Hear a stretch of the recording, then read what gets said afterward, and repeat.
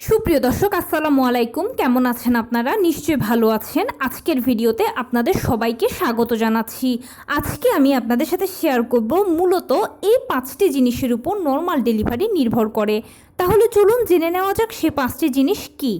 By the way, মূল ভিডিওতে যাওয়ার আগে একটা কথা বলি, আমি আমার চ্যানেলে pregnancy related, specially normal delivery related অনেক ইম্পর্ট্যান্ট তথ্য ভিডিও আকারে শেয়ার করে থাকি।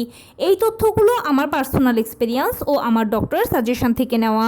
তাই আমার চ্যানেলটিকে যদি একবার আপনারা ভিজিট করেন তাহলে আপনারা আপনাদের প্রশ্নাতীত মনের অনেক প্রশ্নের উত্তর পেয়ে যেতে পারেন। আমন্ত্রণ জানাবো আমার চ্যানেলটিকে একবার ভিজিট করে দেখার। এবারে চলুন মূল আলোচনায় যাওয়া যাক। আমি শুরুতেই বলেছি আজকে আলোচনা করব মূলত এই 5টি জিনিসের উপর নর্মাল ডেলিভারি নির্ভর করে। এবারে জানাচ্ছি সেই 5টি জিনিস কি। প্রথমে বাচ্চার পজিশন। প্রথমে দেখতে হবে আপনার বাচ্চার পজিশন সেফালিক হয়েছে কিনা। সেফালিক পজিশন মানে হচ্ছে হেড ডাউন পজিশন। বাচ্চার মাথাটা থাকবে আপনার যৌনাঙ্গের দিকে আর পাটা থাকবে বুকের দিকে। এই পজিশনটাকে বলা হয় সেফালিক পজিশন। এটা হচ্ছে নর্মাল ডেলিভারির জন্য অ্যাপ্রোপ্রিয়েট পজিশন। এই পজিশনের অন্য কোনো পজিশন হলে, মানে বাচ্চার ট্রান্সভার্স থাকলে কিংবা ব্রিজ পজিশন থাকলে নর্মাল ডেলিভারি সম্ভব নয়। তাই অবশ্যই দেখতে হবে প্রথমে আপনার বাচ্চার পজিশন সেফালিক হয়েছে কিনা। দ্বিতীয় যে জিনিসটা দেখবেন সেটা হচ্ছে বাচ্চার ওজন।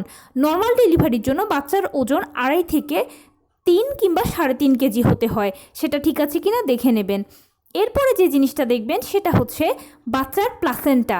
বাচ্চার প্লাসেন্টা যদি অ্যান্টেরিয়র কিংবা পোস্টেরিয়র কিংবা ফান্ডাল হয় তাহলে নর্মাল ডেলিভারির জন্য ঠিক আছে।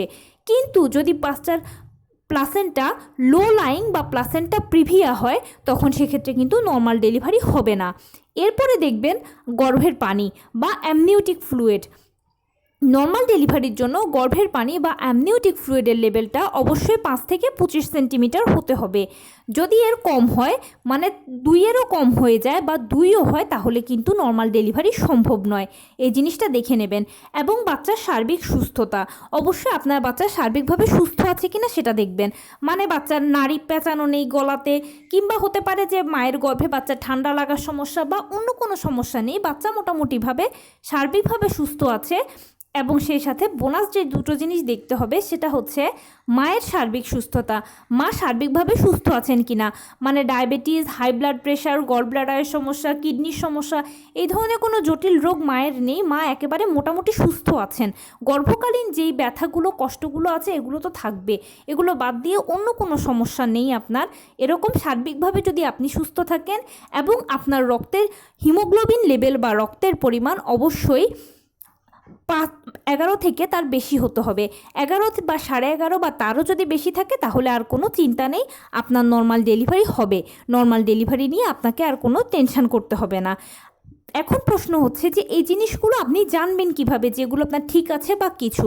দেখুন, প্রথম থেকে 8 মাস পর্যন্ত বাচ্চার অনেক কিছু চেঞ্জ হয়, মায়েরও অনেক কিছু চেঞ্জ হয়।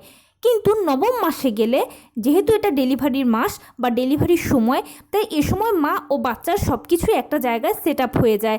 এবং আপনি যখন লাস্ট আলট্রাসোনোগ্রামটা করাবেন, সবাই তো আপনারা জানেন যে 9ম মাসে আমরা সর্বশেষ আলট্রাসোনোগ্রামটা করি।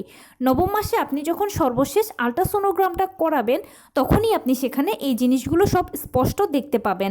আর যখন এই জিনিসগুলো দেখতে পাবেন তখন আলহামদুলিল্লাহ নর্মাল ডেলিভারির চান্স আছে, আশা রাখতে পারেন।